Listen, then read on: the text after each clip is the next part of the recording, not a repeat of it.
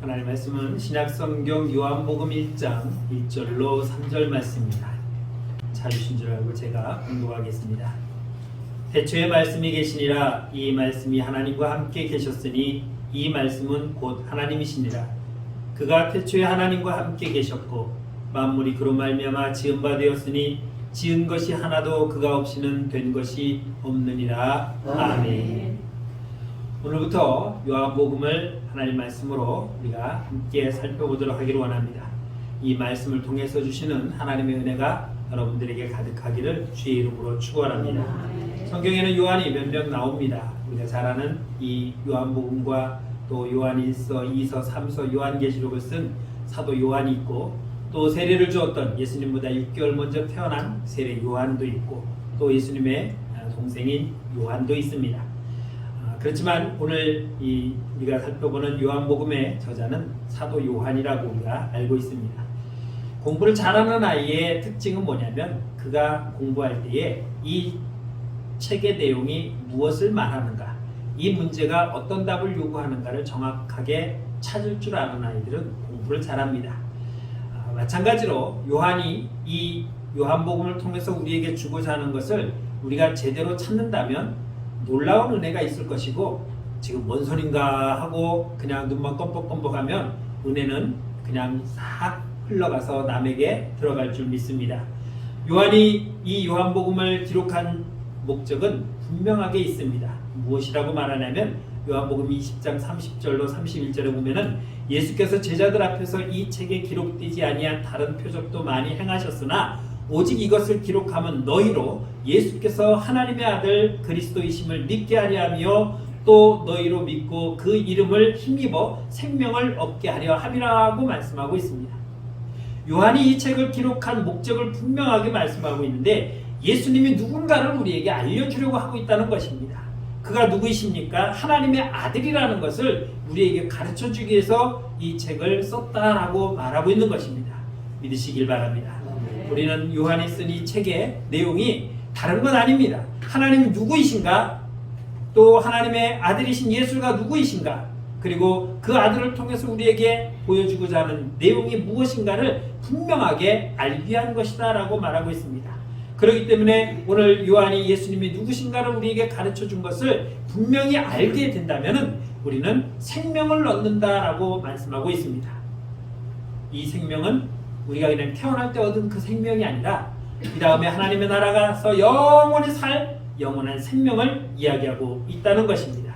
그렇기 때문에 우리는 이 예수 그리스도를 분명히 제대로 알고 제대로 믿어서 제대로 영원한 생명을 누리시기를 주의 이름으로 축원합니다. 사람은 이 세상의 역사는 좋든 싫든 내가 불교이든 무슬림이든 무슨 사이비 잡종교를 믿든 상관없습니다. 모든 세상의 기준은 바로 예수로부터 시작되고 있다는 것입니다.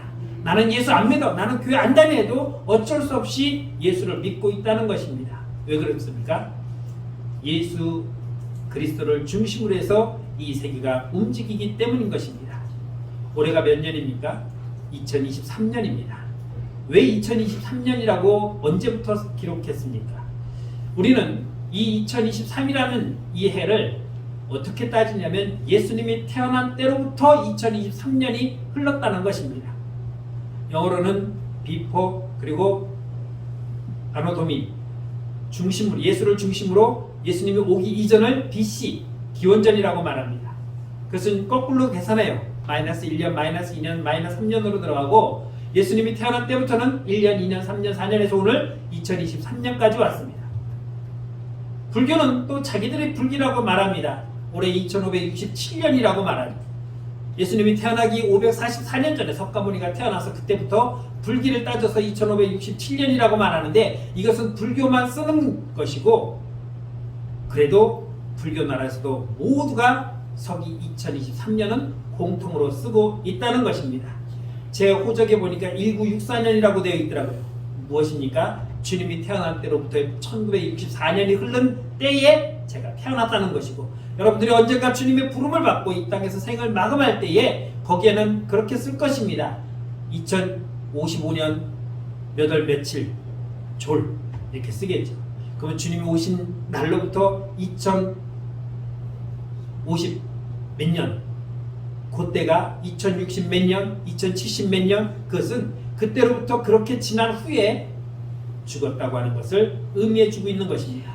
그렇기 때문에 우리는 좋든 싫든 내가 예수를 믿든 안 믿든 모든 세상의 중심에는 예수가 있고 예수 중심으로 이 세상은 움직이고 있다는 것을 믿으시기 바랍니다. 마태복음 16장 13절에서 예수님이 제자들에게 이렇게 말씀합니다. 사람들이 인자를 누구라고 하느냐? 너희들이 돌아다니면서 들어봤으니까 알겠지만 내가 누구라고 하느냐라고 물어봤더니 제자들이 이렇게 말합니다. 누구는 선지자라고 하고 누구는 엘리야라고 하고 누구는 세례 요한이라고도 하고 누구는 예레미야라고도 합니다. 그랬더니 예수님께서 또 묻습니다. 15절에서 그러면 너희는 나를 누구라고 하느냐? 너희는 나를 어떻게 생각하느냐? 사람들은 그렇게 말한다고 하면은 너희는 나를 따라다니고 있는데 나와 함께 동거동락을 하는데 너희는 그럼 나를 누구라고 생각하느냐라고 물었더니 서로 쳐다보면서 눈만 끔뻑거립니다. 누굴까? 글쎄 생각도 안 해봤는데 왜 갑자기 뜬금없이 당황스러워하는 그 와중에 제자 중에 한 명인 베드로가 이렇게 고백합니다. 주는 그리스도시요 살아계신 하나님의 아들이십니다. 바요나 시몬아 내가 복이 있다. 정확하게 맞췄다라고 주님이 말씀하고 있습니다.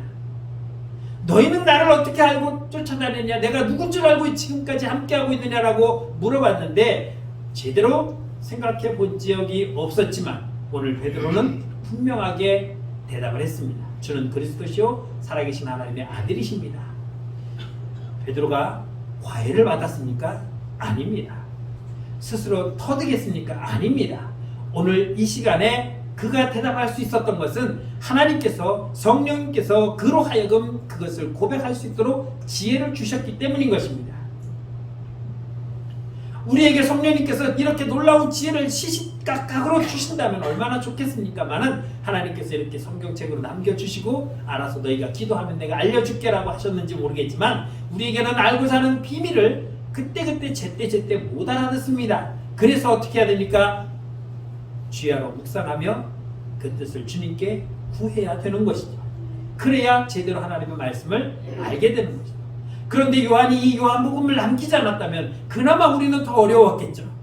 그런데 요한은 오늘 하나님의 말씀으로 이것을 기록하면서 예수님이 누구인지 예수를 믿으면 내게 어떤 변화가 오는지를 분명하게 우리에게 가르쳐주기 위해서 이 책을 기록했다라고 말하고 있습니다. 그런데 사람들은 뭐라고 말합니까? 예수는 세계 3대 성인이라고 말합니다. 석가모니와 소크라테스와 예수는 3대 성인이다. 왜 성인이냐? 우리가 생각할 수 있는 그런 범위를 벗어나는 아주 독특한 사람이다라는 거죠. 그게 뭡니까? 예수님이 뭐라고 말씀하시냐면 누가 너의 오른뺨을 치면 너는 왼뺨을 대라 라고 말합니다. 이게 보통 사람으로서 나올 법은 아니거든요.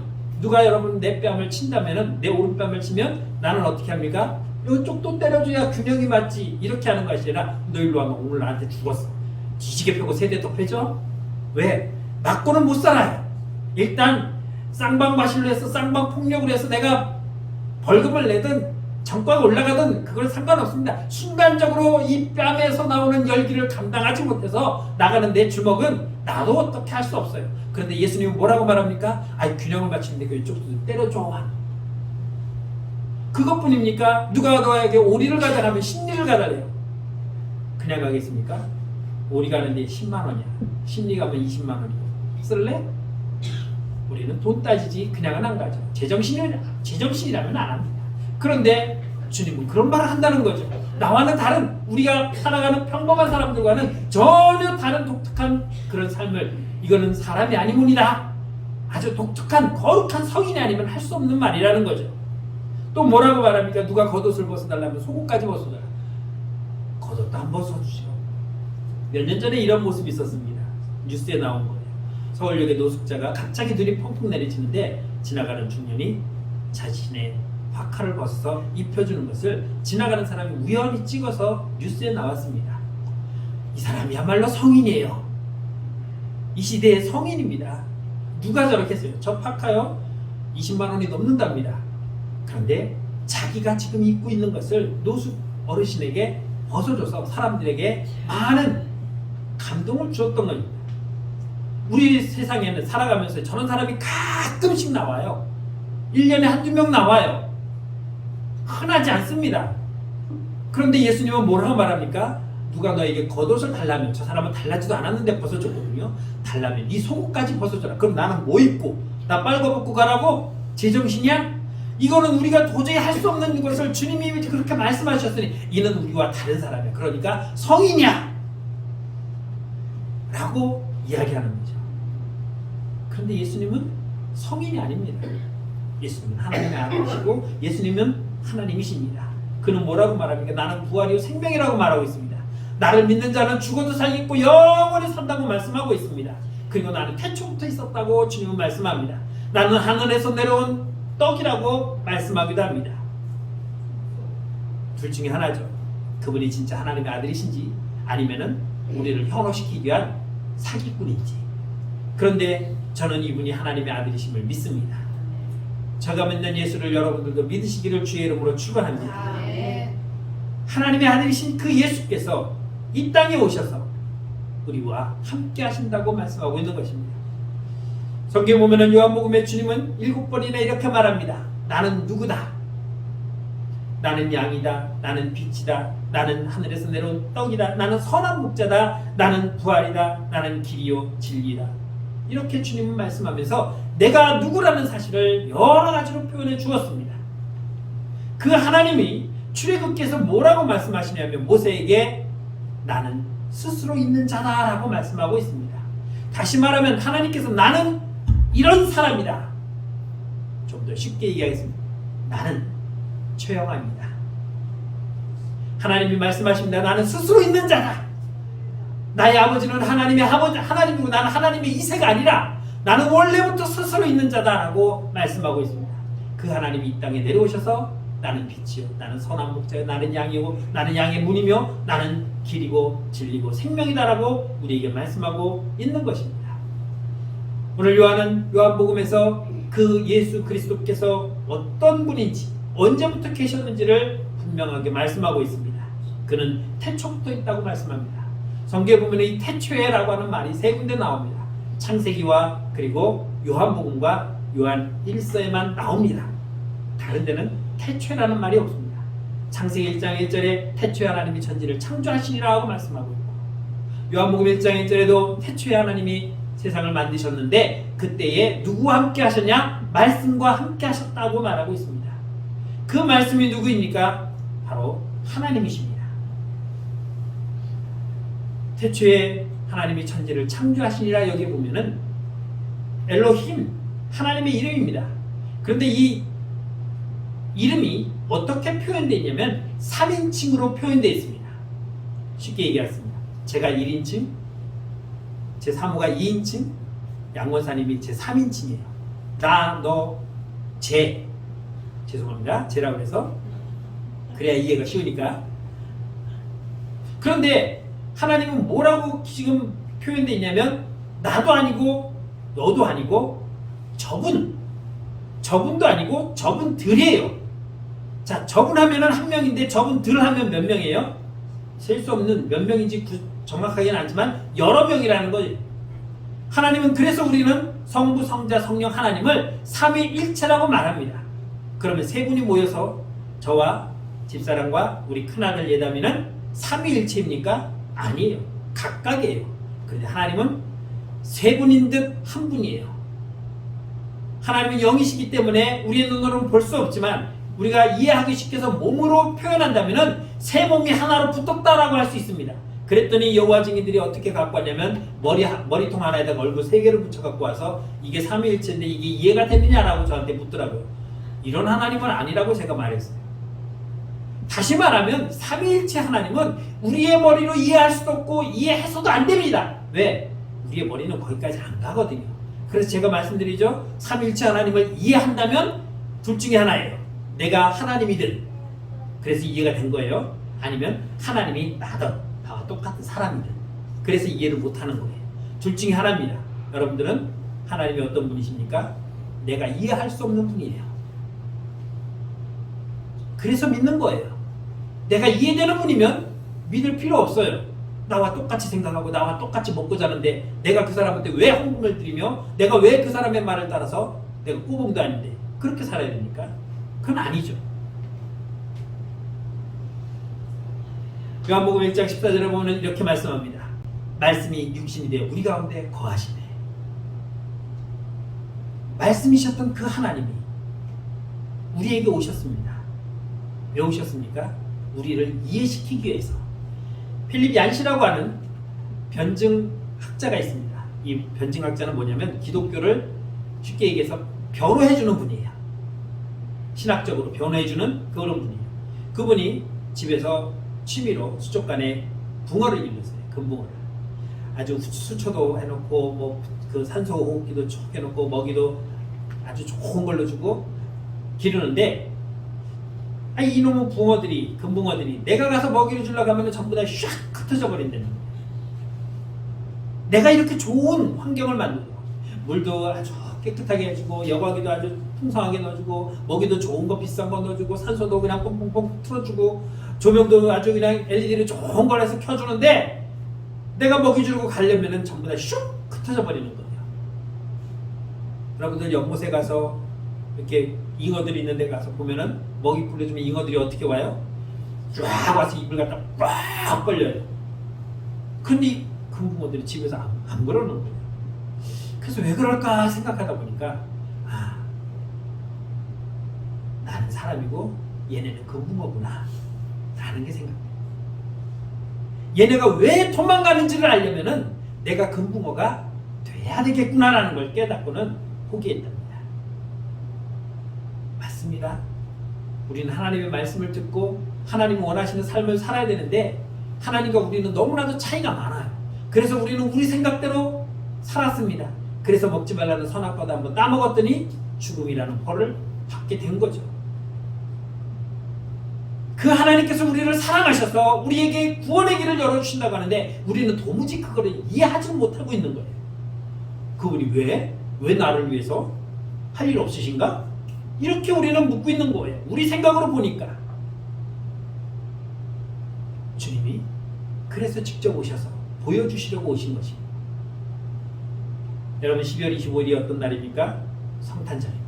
예수님이 육신이 되어 내려오신 날, 임마누엘이 하나님이 이 땅에 내려오신 날입니다. 그래서 우리는 뭐라고 인사합니까?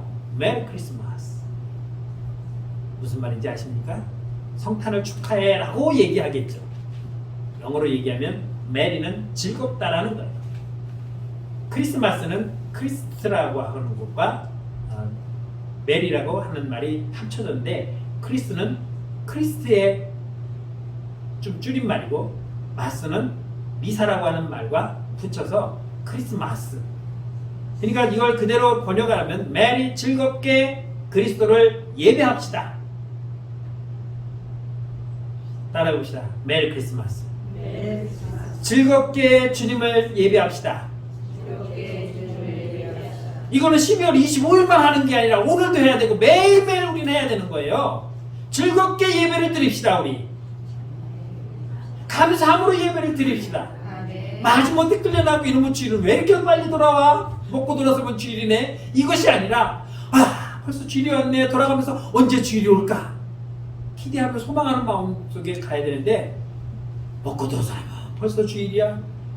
할 일은 많은데 왜 이렇게 주일은 할 일 없이 이렇게 빨리빨리 돌아오는지 모르겠어 하고 원망스럽게 우리가 주님을 예배하는 것은 잘못된 것이죠. 우리는 그날이 어떤 날입니까? 정말 상상할 수 없는 날이에요. 하나님이 이 땅에 내려오셨다? 전혀 안 놀래잖아요. 한번 놀래봅시다. 놀래야죠. 언제 놀랍니까? 임영웅이 애인 생겼네. 진짜? 아이씨, 이제부터 안 좋아해. 임영웅이 애인이 생겼다는데 왜 내가 놀랍니까? 아무리 오늘 아침 인터넷 기사 보여요.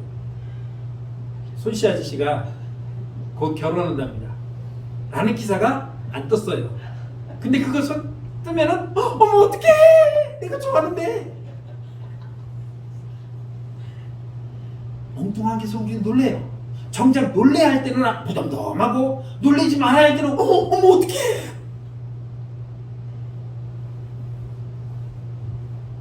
바로 백만장자가 이 사람이 재산이 수천억이에요.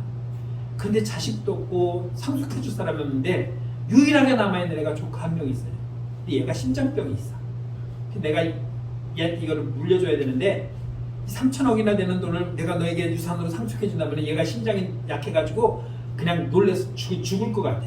그래서 목사님께 찾아가, 목사님 내가 이렇게 곧 죽을 것 같은데 이 많은 재산을 제 조카에게 남겨주고 싶은데 얘가 물려준다고 하면 놀라서 먼저 죽을 것 같으니 목사님이 지혜롭게 좀 말씀 좀 전해주시면 어떻겠습니까? 그래서 목사님이 가서 이제 불렀어요. 형제요, 진짜 이거는 가정인데 뭐 그럴 일은 없어. 만약에 너에게 3천억이 생긴다면 어떻게 하겠니? 3천억이요? 그러면 뭐 먼저 하나님께 11조를 드리고, 그러면 11조 드리고 뭐 할 건데? 우리 목사님 맨날 힘드신데 제가 목사님께 또 10분의 1을 드리죠. 그랬더니 목사님이 돌아가셨어요.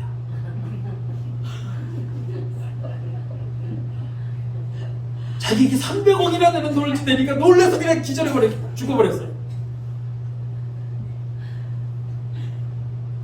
여러분, 우리가 놀랄 일은 이게 아니에요. 주님이 나를 위해서 이 땅에 오셨다는데 우리는 놀라야 되는데, 주님이 나 대신 십자가에 돌아가셨다는 거에 놀라야 되는데 엉뚱한 건데 놀라고 있어요. 임영웅이 애인이 생기든 말든 나하고 뭔 상관인데 구주하러 갈 거예요? 또 구주도 안 가. 그럴 때는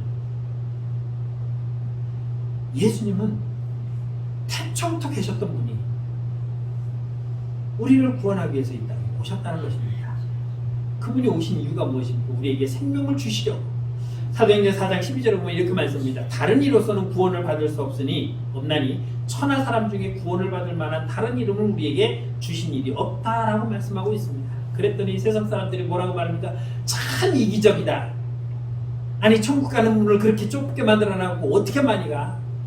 이 길도 만들고 저 길도 만들고 많이 만들어놔야지. 우리나라 고속도로 얼마 4만 8만 다 뚫어놔서 얼마나 좋은데, 옛날에는 호남고속도로 경부고속도로밖에 없었고 부산 가려면 꽉 밀렸는데 요즘은 중부 있지, 중부 내륙 있지, 저쪽 동해안으로도 내려가지, 서해안 타고도 밑으로 남으로도 들어가지, 어디로 가도 갈 수 있는데 비행기도 타고 가고 배도 타고 가고 KTX 타고 가고 여러 개 길을 만들어놔. 뻥뻥 잘 뚫리지. 어떻게 그렇게 딱 하나 만들어놓냐고. 왜 우리가 난리예요? 하나님 마음인데. 저기 제 휴대폰으로 지금 찍고 있는데 저기 비밀번호가 하나 있어요. 여러분 핸드폰에 비밀번호 걸어보신 적 있어요? 없으면 한번 걸어보세요. 몇 개까지 걸 수 있는지. 하나밖에 못 걸어요. 컴퓨터도 마찬가지예요. 비밀번호 해놔야 남이 와서 못 찾아가게. 그 비밀번호 눌러야 되는데 처음에 비밀번호 딱 눌러서 뿡 켜지면 그 다음에 또 비밀번호 누르고 또 몇 번을 거쳐야 들어가는 것이 아니라 한 번만 하면 그냥 다 열려버려요. 아니 이렇게 쉽게 만들어 놓으면 어떡해. 남이 와서 내 거 다 해커해 가면은 빼가면 어떡하라고. 비밀번호 한 10단계 만들어 놔야 복잡하게 만들어 놔야지. 누구 맘이에요? 만든 사람 맘이에요. 왜 우리가 하나님께 길을 많이 만들어 놓으라고 왜 우리가 요구합니까? 우리는 요구하는 자가 아니라 하나님이 만들어 놓은 룰에 따라가는 겁니다. 축구를 하는데 삑 불었어요. 너 반칙이야. 왜 반칙이야 이게? 바꿔. 룰을 내가 바꿀 수 있습니까? 이미 정해져 있는 룰은 내가 좋든 싫든 거기에 맞춰야 돼요. 거기에 승복하지 못하면 축구 선수로 활동할 수가 없는 것이죠. 하나님은 우리를 구원하기 위해서 예수 그리스도라고 하는 이 이름 하나를 우리에게 주었습니다. 그리고 이것을 믿는 자에게 생명을 주겠다고 말씀합니다. 안 준다는 게 아니에요. 누구든지 예수를 믿으면 구원을 얻는다고 말씀해 주셨습니다. 우리가 염려하는 것처럼 그 길이 복잡해서 못 들어가는 병목 현상으로 꽉 막히는 것이 아니라 누구에게도 열려있고 누구든 믿으면 생명을 주신다고 말씀하고 있습니다. 그 아들에게, 그 예수 그리스도에게 생명이 있으니 그를 믿으면 너에게 생명이 있다라고 우리에게 말씀하고 있는 것입니다. 그리고 뭐라고 말씀하십니까? 한 번 죽는 것은 정해진 거니까 죽기 전에 꼭 예수를 믿으라고 우리에게 말씀해 주고 있는 것입니다. 믿는 자에게 생명이 있고 안 믿는 자에게는 그 생명이 없다는 것입니다. 이 예수 그리스도로 말미암아 영원한 생명을 누리시기를 주의 이름으로 축원합니다. 그분은 빛이라고 말씀하고 있습니다. 어둠으로 가득 찬 이 땅에 빛을 비추기 위해서 오셨습니다. 빛이 있어야 볼 수 있죠. 빛이 없으면 볼 수가 없습니다. 빛이 임해야 어둠이 있다는 걸 알 수가 있습니다. 밤이 없다고 한번 생각해 보십시오. 우리는 맨날 낮에만 살 겁니다. 알아서 잠을 자도 우리는 늘 낮잠만 자고 사는 사람들이겠죠. 하나님께서 세상을 창조하실 때의 상황이 어떠냐면 창세기 1장 2절에서는 이렇게 말씀합니다. 땅이 혼돈하고 공허하며 흑암이 깊음 위에 있었다라고 말씀하고 있습니다. 하나님이 세상을 창조하시기 바로 직전에 땅이 혼돈하고 공허하며 흑암이 깊었다라고 말하고 있습니다. 칠흑같이 어두운 상태였다는 것입니다. 빛이라고는 존재하지 않았습니다. 그곳에 빛이 있으니까 환하게 비춰진 겁니다. 우리는 공허하고 무질서한 사람들입니다. 늘 채워도 차지 않는 그런 사람들입니다. 그래서 우리는 그것을 채우려고 노력합니다. 돈으로, 명예로, 지식으로, 권세로 채우고 또 채워도 채워지지 않습니다. 이재용 씨가 10조 원이 넘는답니다. 재산이요. 여러분 10조 원이 얼마인지 아십니까? 몰라요. 그냥 말만 하는 거지 5만 원짜리를 얼마나 쌓아야 되는지 또 몰라요. 적어도 5만 원짜리 여기에 꽉 채워도 글쎄요 2조 원은 채울 수 있을는지 모르겠네. 얼마인지 상상할 수 없어요. 그냥 천문학적인 그런데 그 사람은 뭐 하고 있습니까? 계속 돈을 벌고 있어요. 왜 그렇습니까? 차지 않기 때문에. 내 속이 어떻게 생겼길래 그렇게 많은 것으로 채워도 차지 않을까? 그것은 하나님께서 우리에게 너무 크게 만들어 놓으셨기 때문에. 우리는 이 세상 것을 다 지원해도 안 차요. 무엇을 채워야 됩니까? 하나님의 것으로 채워야 채워지는 줄 믿습니다. 그래서 주님이 내 안에 들어와야 차지는 거예요. 그래야 주님이 내 안에 들어와야 물질에 대한 개념이 떨쳐나가고 명예에 대한 개념이 떨쳐나가고 욕심에 대한 개념이 사라져서 주님만 있으면 나는 만족하게 돼요.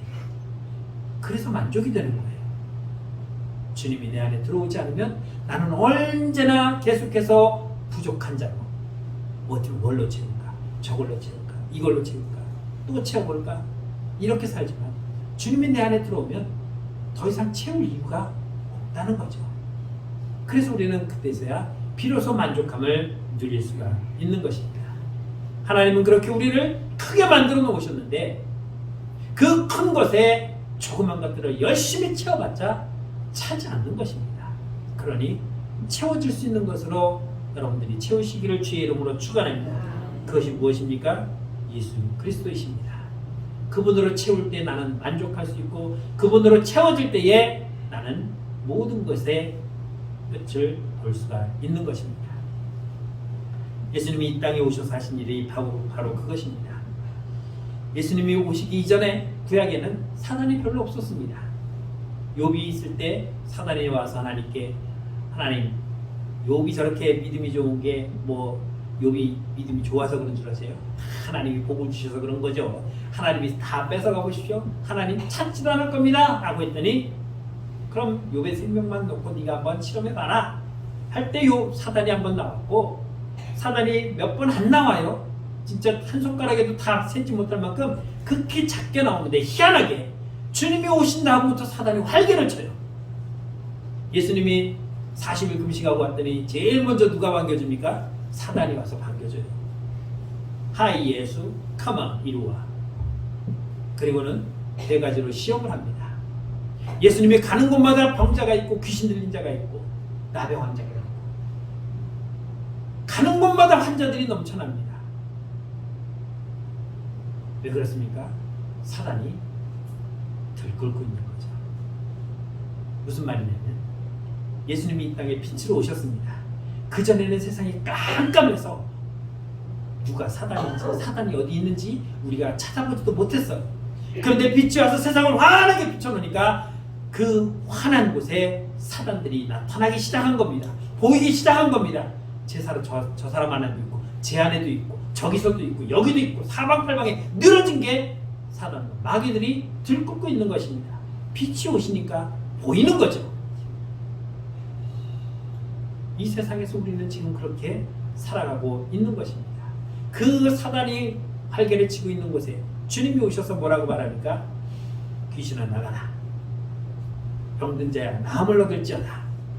치료하고 회복하고 다시 불러주시는 그 주님의 역사가 나타나는 것은 어둠 속에 사단들이 잡고 있던 것을 주님이 풀어주시니까 결과가 나타나게 되는 것입니다. 만일 빛이 이 땅에 오지 않았다면 여전히 세상은 우리는 사단에게 내가 묶여있는지 안 묶여있는지 누가 잡혀있는지 안 잡혀있는지도 모르고 그냥 그렇게 살다가 영원한 지옥에 빠질 수밖에 없었을 것입니다. 사랑하는 성도 여러분, 주님이 빛으로 이 땅에 오셔서 비로소 우리가 그 주님을 만난 줄 믿습니다. 주는 그리스도시요 살아계신 하나님의 아들이십니다라고 고백하는 자에게 주님은 영원한 생명이 있다라고 말씀하고 있습니다. 오늘 요한복음 1장 5절에 보면 이렇게 말씀합니다. 빛이 어둠에 비침이 빛이되 어둠이 깨닫지 못하더라. 빛이 어둠을 비치는데 아직도 그 어둠이 깨닫지 못하고 있다고 말합니다. 그리고 11절에서는 뭐라고 말씀하냐? 자기 땅에 오매 자기 백성이 영접하지 아니하였다라고 말합니다. 주님이 이 땅에 와서 빛을 환하게 비추었는데 그 빛으로 오신 주님을 영접하지 아니하고 거부하고 있다는 거죠. 누가? 우리들이. 그리고 10절에서는 뭐라고 말씀하냐면 세상이 그를 알지 못한다라고 말합니다. 제가 누군데 무슨 나사렛에서 선한 것이 나겠다고. 아이고 그 촌에서 그 목수아들하다 걔가 뭘 알겠다고? 라고 무시하면서 외면해버리는 거죠.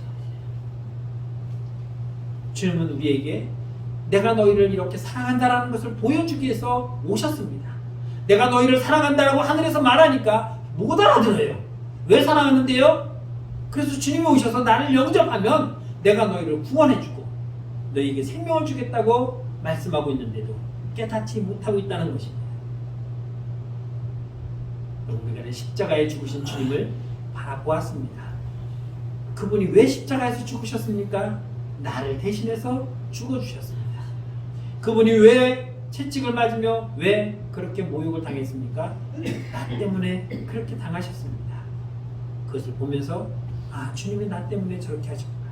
주님이 나를 위해서 대신 십자가를 주셨구나라는 것을 우리가 깨달을 때에 비로소 주님의 사랑이 얼마나 큰지를 우리는 깨닫게 된 것입니다. 사랑하는 성도 여러분, 주는 살아계신 하나님이십니다. 그분이 이 땅에 오셔서 우리를 구원하셨습니다. 우리는 그 이름이 너무나도 귀하고 너무나도 감사해서 뭐라고 표현할 수 없지만 그러기에 우리는 그 이름을 주는 그리스도의 살아계신 하나님의 아들이라고 고백하면서 그 나라를 소망할 수 있는 하나님의 자녀된 것을 믿으시기 바랍니다. 이러한 믿음이 저와 여러분들에게 항상 있기를 주의 이름으로 간절히 축원합니다. 이 시간 다 같이 찬양하겠습니다. 예수 가장 귀한 그 이름. 예수 가장 귀한 그 이름. 예수 언제나 기도 들으사. 오 예수 나의 손 잡아주신 가장 귀한 그 이름. 예수 찬양하기 원하네. 예수 좋음과 나중 되시는